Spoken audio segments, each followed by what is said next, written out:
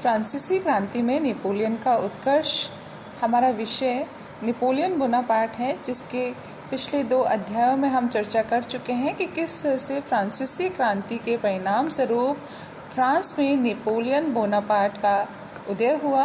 1799 से 1815 ईस्वी तक का जो 15 वर्ष का समय है, विश्व इतिहास में नेपोलियन युग के नाम से जाना जाता है। नेपोलियन बोनापार्ट फ्रांसीसी क्रांति का शिशु माना जाता है। ये परिस्थितियों का जन्य था, परिस्थितियों के परिणाम स्वरूप इसका उदय हुआ, उत्कर्ष हुआ। एक आम सैनिक से सेनापति और तानाशाह के रूप में इसने अपनी शासन सत्ता स्थापित की। फ्रांस के इतिहास की दृष्टि से यदि हम देखें तो नेपोलियन ने एक सैनिक से कौंसल शासक के रूप में अपने जीवन की शुरुआत की। 1799 से 1804 ईस्वी के मध्य प्रथम कौंसल के रूप में इसने फ्रांस की आंतरिक व्यवस्था को सुधारने का प्रयास किया। गृह नीति के क्षेत्र में इसने प्रशासन व्यवस्था में अनेक परिवर्तन किए। फ्रांस की आर्थिक व्यवस्था को सुधार कर अर्थव्यवस्था को सुदृढ़ किया। अपनी विधि संहिता के माध्यम से सामाजिक समानता स्थापित करी, विशेषाधिकारों का अंत किया। तो इस तरह से हम देखें, आंतरिक व्यवस्था में नेपोलियन ने अनेक सुधार फ्रांस की आंतरिक व्यवस्था में किए थे, गृह नीति में किए थे।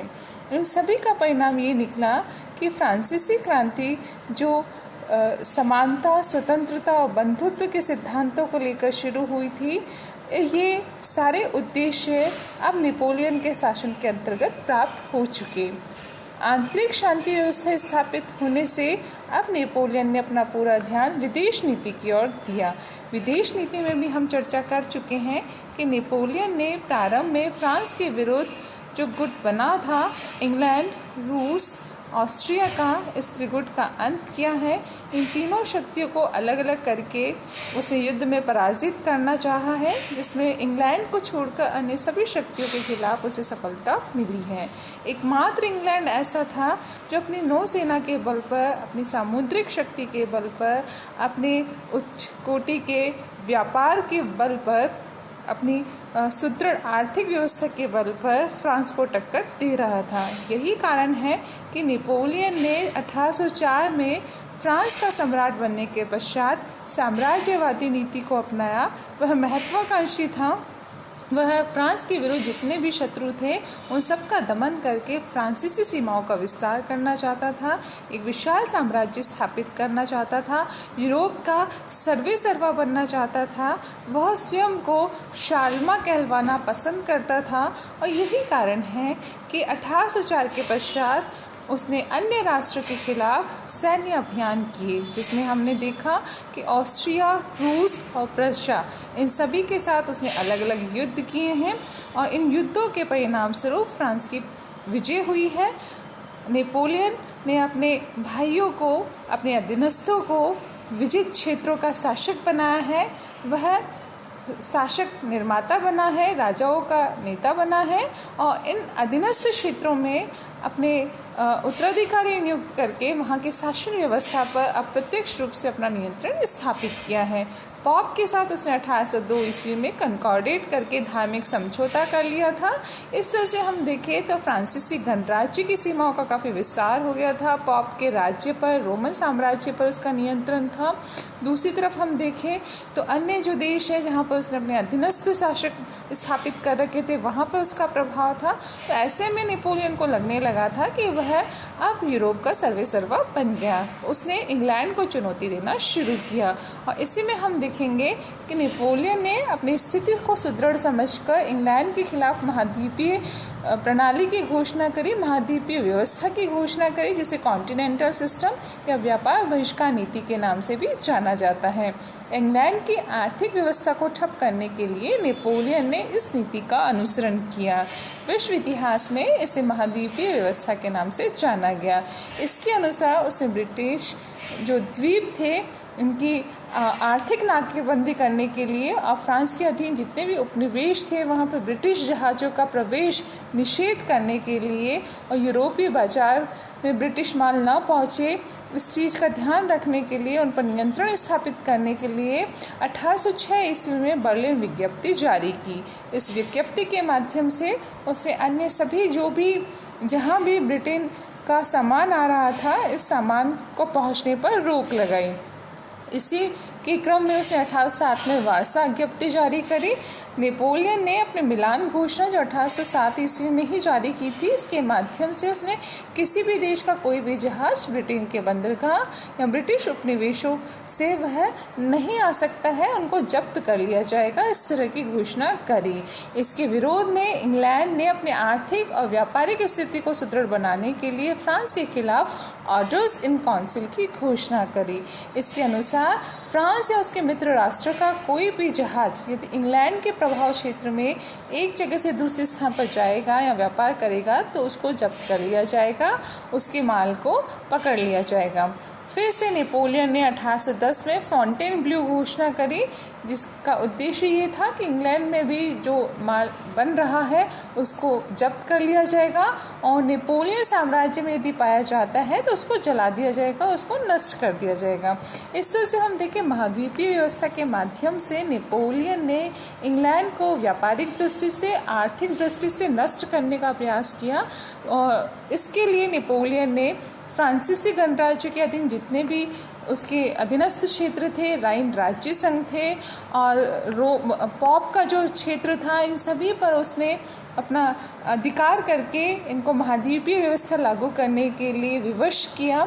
स्वीडन, पुर्तगाल, हॉलैंड, जहां उसके भाई शासन कर रहे थे, इन राज्यों को विवश किया कि वो महाद्वीपीय व्यवस्था स्वीकार करें और इंग्लैंड के माल का, सामान का बहिष्कार करें, इंग्लैंड के साथ किसी तरह का कोई आर्थिक संबंध नहीं रखें। ऐसे में हम देखते हैं चूँकि इंग्लैंड आर्थिक दृष्टि से काफ़ी सुदृढ़ था, साम्राज्यवादी नीति और उपनिवेशवादी नीति के माध्यम से उसकी आर्थिक स्थिति, व्यापारिक स्थिति बहुत संपन्न थी, उसके जो उत्पाद थे वो गुणवत्तापूर्ण थे। ऐसे में हम देखते हैं कि जब नेपोलियन ने, फ्रांस ने ब्रिटिश सामान पर प्रतिबंध लगाया तो इससे फ्रांस के अंदर ही जो मध्यम वर्ग था ये नेपोलियन से नाराज़ होने लगा, महंगाई बढ़ने लगी, सामानों की कीमतें तेज़ी से बढ़ने लगी, फ्रांस की आर्थिक स्थिति शोचनीय हो गई। फ्रांस ने, नेपोलियन ने अपने अधीनस्थ राज्यों पर जो महाद्वीपीय व्यवस्था लागू करने के लिए उसने शक्ति लगाई थी, इससे वो राष्ट्र नाराज़ होने लगे, वहाँ पर विरोध और विद्रोह होने लगा। चूँकि ब्रिटेन नौसैन्य दृष्टि से काफ़ी सुदृढ़ राष्ट्र था, श्रेष्ठ राष्ट्र था, ब्रिटिश औपनिवेशिक संपन्नता थी जहाँ से वह कच्चा माल प्राप्त करता था, तैयार माल खपाता था। तो इस तरह से हम देखें तो ये योजना अपने आप में अव्यवहारिक थी। सैद्धांतिक दृष्टि से यदि हम देखें तो नेपोलियन अपने उद्देश्य को प्राप्त करना चाहता था, परंतु व्यवहारिक दृष्टि से यदि हम देखें तो महाद्वीपीय व्यवस्था किसी भी दृष्टि से फ्रांस या उसके मित्र राष्ट्रों के अनुकूल नहीं थी, क्योंकि इंग्लैंड आर्थिक और व्यापारिक दृष्टि से उनसे 10 कदम आगे था। ऐसी स्थिति में हम देखते हैं कि इस योजना के अव्यवहारिक होने की वजह से यह योजना असफल हो गई, फ्रांस असफल हो गया, नेपोलियन असफल हो गया और यहीं से हम शुरुआत देखते हैं नेपोलियन के पतन की। नेपोलियन के पतन में महाद्वीपीय व्यवस्था एक बहुत ही महत्वपूर्ण कारण साबित हुई। इसी के परिणाम हम देखते हैं कि जब वो इंग्लैंड को आर्थिक दृष्टि से नियंत्रित नहीं कर पाया तो उसको अन्य दृष्टियों से वो नियंत्रित करने का प्रयास करने लगा। इसके लिए उसने क्या किया कि जो राष्ट्र महाद्वीपीय व्यवस्था को स्वीकार नहीं कर रहे थे उन राष्ट्रों को उसने फ्रांस में मिलाना शुरू किया और पहला कदम बढ़ाया उसने 1807 में पुर्तगाल की ओर। पुर्तगाल में ब्रेगेंजा जो परिवार था, राज परिवार, इसके खिलाफ उसने सैन्य अभियान किया और पुर्तगाल पर उसने स्पेन के साथ मिलकर आक्रमण किया। इसमें हम देखते हैं कि जो पुर्तगाली राज परिवार था उसको पुर्तगाल छोड़कर ब्राज़ील भागना पड़ा और पुर्तगाल पर नेपोलियन का अधिकार हो गया। दूसरा हम देखें, चूँकि महाद्वीपीय व्यवस्था को मनवाने के लिए उसने पॉप को भी अधिकृत कर लिया था। पॉप को दबाव डाल के कहा जा रहा था कि वो महाद्वीपीय व्यवस्था स्वीकार करे, जबकि पॉप अपने राज्य में स्वतंत्र था। ऐसे में हम देखते हैं कि नेपोलियन ने पॉप के खिलाफ सैन्य अभियान किया और रोम पर आक्रमण करके उसे अपने अधीन करना चाहा। उसके पॉप के जो राज्य थे उस पर फ्रांस का अधिकार कर लिया। तो ऐसे में हम देखते हैं कि पॉप 1896 के बाद धीरे धीरे करके नेपोलियन से नाराज़ होता है और अब उससे संबंध विच्छेद कर लेता है, ईसाई जगत से उसको बहिष्कृत कर लेता है, जिसे हम देखिए कि उसकी धर्म विरोधी इस नीति के कारण, पाप से शत्रुता के कारण कहीं ना कहीं उसके विरुद्ध अब वातावरण तैयार होने लगता है। नेक्स्ट हम देखें, चूँकि फ्रांस के खिलाफ लगातार वातावरण बन रहा था, ऐसे में नेपोलियन ने अपने जीवन की एक सबसे बड़ी भूल की और वो भूल थी स्पेन का युद्ध करके। फ्रांस का शासक नेपोलियन स्पेन को अपना मित्र मानता था। स्पेन का शासक था चार्ल्स चतुर्थ। ये दोनों, नेपोलियन और चार्ल्स चतुर्थ, आपस में मित्र थे, परंतु महाद्वीपीय व्यवस्था के पश्चात नेपोलियन की महत्वाकांक्षाओं में इतनी वृद्धि हो गई थी कि